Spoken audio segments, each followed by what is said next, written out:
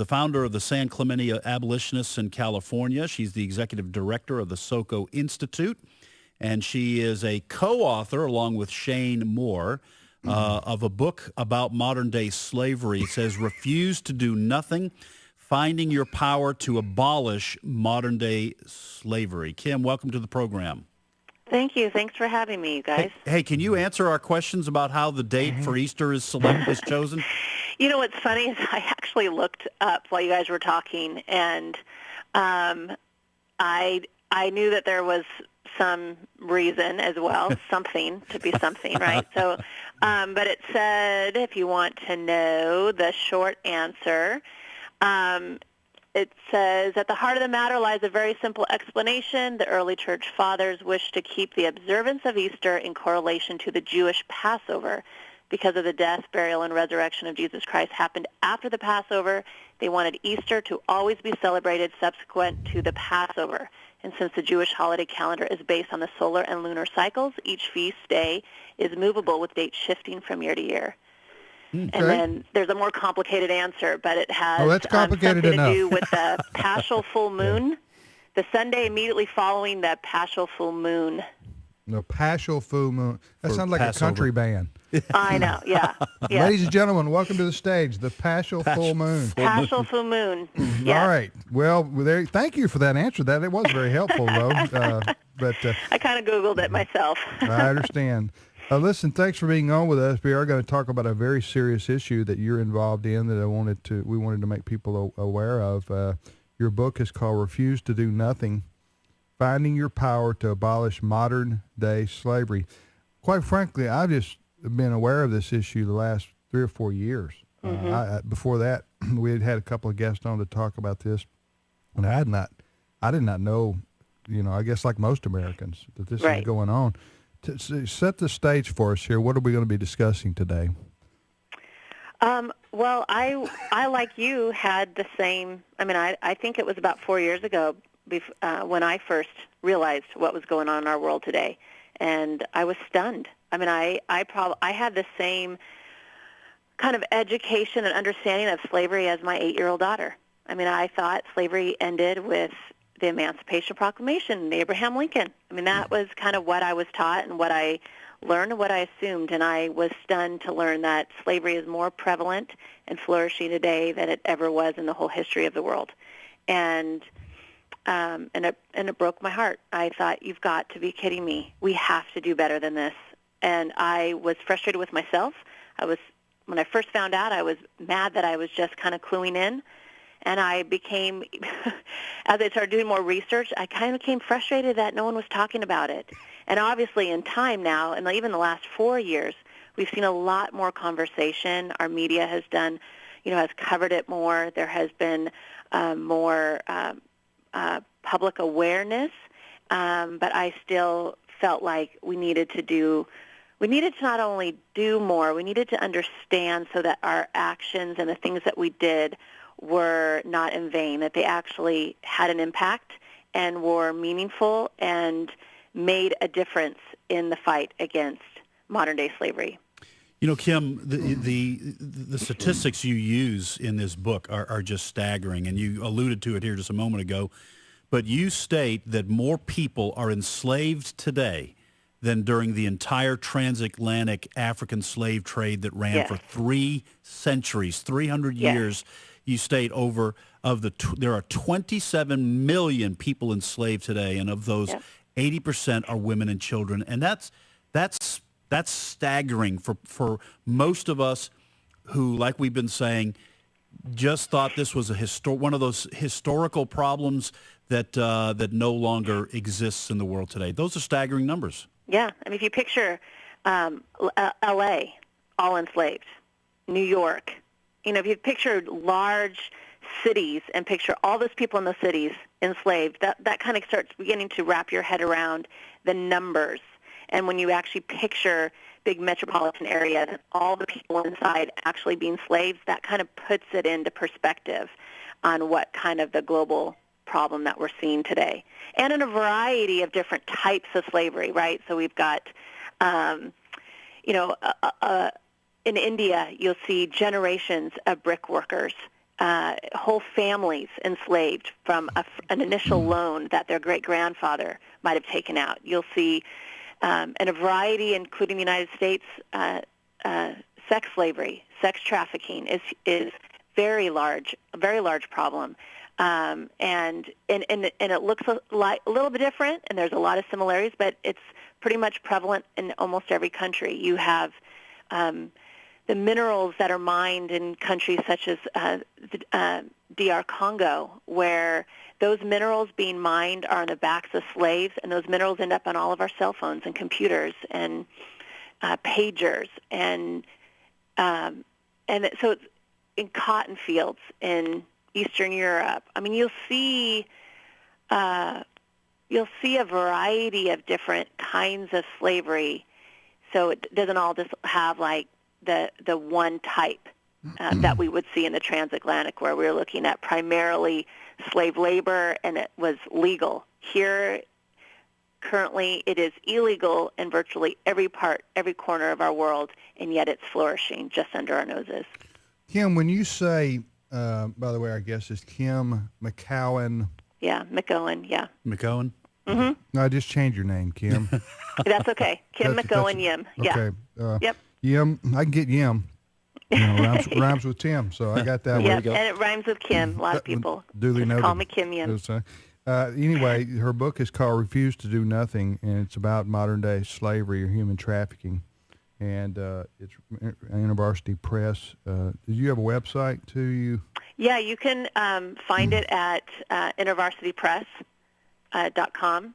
Okay. And you can find it there and buy it there. Our bookstores. Refuse to Do Nothing is the name of it. It's a very eye-opening book about human trafficking or modern-day slavery. When I think of slavery, I think of Roots. And you remember that show back in the 70s in Kunta Kinte? Miniseries. By what was the gentleman's name who authored that? Alex Haley. Alex Haley. But that kind of, even before that, I had no idea what slavery was about. But that was a look at slavery, in I guess the 1800s. From the perspective of the slaves. But yes, for the first time you'd seen that, but that was American, enslaving the black people who were brought from here from Africa. And but slavery may not be going on exactly like that, was, but slavery, you've talked about there's a broader definition of slavery, or there's more ways that this happens around the world. Of course, slavery has been going on since the foundation of the world, since the world began. Yeah. But let me ask you this. What's the most common way that this happens? And secondly, it's kind of like with global warming. When I hear these kinds of stories, I'm taken aback, but then I go, what do you want me to do about it? Right. You know what I'm saying? Yeah. I'm just one little person. Yeah. Who lives and raises a family and yada, yada, yada. So go ahead, take on those two questions if you would. Repeat the first one again. The first one was your last name. How do you pronounce it? Yeah. No, the first one was about, describe for us what's the most common way that slavery is seen today. And I may not be the expert on the most common way. Right. I do know that if you see any vulnerable population, is going to be the ones that are probably most easily targeted. So if you're looking at any issues of extreme poverty, any issues of just poverty in general, any abuse, any kind of discrimination, you're looking at, and that's where you can look at your own city and also globally, where refugees, if you look at some of the most vulnerable populations in our world, that's where you're going to see the easiest of victims for trafficking. So like what we've seen in the U.S., in terms of like a lot of what the average person is mostly concerned about, not mostly, but when they first go, what? It could happen to my kid. When they start identifying that it could happen to their own child, then all of a sudden that gets people's attention. That's why child sex trafficking is such a concern here, is because we see that our kids could be vulnerable. Because even children, right? That's why we have all these laws protecting kids, because children are some of the most vulnerable in our world. And that's why as adults, we create systems to protect them. And so, it could be as simple as, and this is from someone who came to do some training in our area on some of the stuff that's going on in Southern California, is that when traffickers are looking to find a vulnerable kid that they can begin to traffic or to lure in, it's not always super aggressive like you would see it in that movie Taken, where a kid's kidnapped, and it can happen that way, but oftentimes it's in the subtleties. It's approaching a young girl at the mall and making comments such as, "Man, you've got beautiful eyes." And if that girl looks down kind of shy and says thanks, she would be more of a target, more considered vulnerable than another young girl who would look at that guy in the eyes and say, "Thank you so much." The slight differences makes one more vulnerable than the other. So are you saying there's a lot of this is child? Some of this is child sex trafficking. I mean, why would you? Child can't hardly do any work. You know what I'm saying? If you're going to use it for that kind of exploitation, so. Well, you'd be amazed. It's not so much. They may not be working fields or factories, although there is that here in the U.S. There is such a demand for commercial sexual exploitation. So that could be from internet pornography to brothels, and the demand for paid sex, for paid. Aren't you getting into the underworld here? Aren't you getting into mafia and people who kill people and things like that? You know what? That is an arm of this for sure. I mean, yes, but it also is in small. If there's money to be made, there's people that are interested in making money. So it doesn't necessarily always have to be well-organized crime. It can be what we used to call, and you'll see that terminology slowly shift, pimps, is going to be, those terms are switching to traffickers. What we used to see, what we often call as pimps, now we look at in those terms as traffickers. And then on the flip side, who's now buying? You blog on this issue? Do I blog on this issue? I'm looking at a website or a blog site for you. Yes, I do blog on this on a variety of issues. I've highlighted on a variety of issues. Abolitionist Mama. Abolitionistmama.blogspot.com.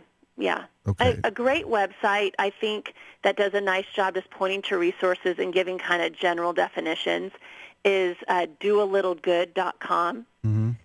And she does a great job. It's another woman who has kind of broken all these little details, all the different types of trafficking. She has even Trafficking 101. And there's a section on her website called Everyday Activism. And it's just kind of a generalizing way to mobilize your interests, hobbies, talents, and gifts in the abolitionist movement and do a little good each day. So she kind of does the Trafficking 101 and kind of gives you definitions. And then it's just she talks about, she kind of does a nice thing over sex trafficking and labor trafficking, kind of like the different types, resources. It's a good blog, and it's easy to digest. So is this, just to continue trying to understand how this happens, so are these people who are enslaved that you just find, are they children who are, and women primarily, who are kidnapped? No, I mean, yeah, there are some that are kidnapped. Some are just lured to like a prospect of a new job, and then once they think they're getting to the new job, now they can't leave. So so they're enticed, and then they're sort of like captured. Yeah, so they're manipulated. They might even come willingly, like, yeah, I'm going to come to the U.S. to get this new job, to work at this hotel, and once they get here, then they're exploited. I got you. Then they can't leave. Their families are threatened. Right. If they were to leave, they could be harmed. Right. And that's what's happening. Some of the stuff that's happening with the youth is there might be a guy who's going to cultivate a relationship, cultivate being this girl's boyfriend, and then after a certain amount of period, then kind of puts her on the street. Then it's kind of like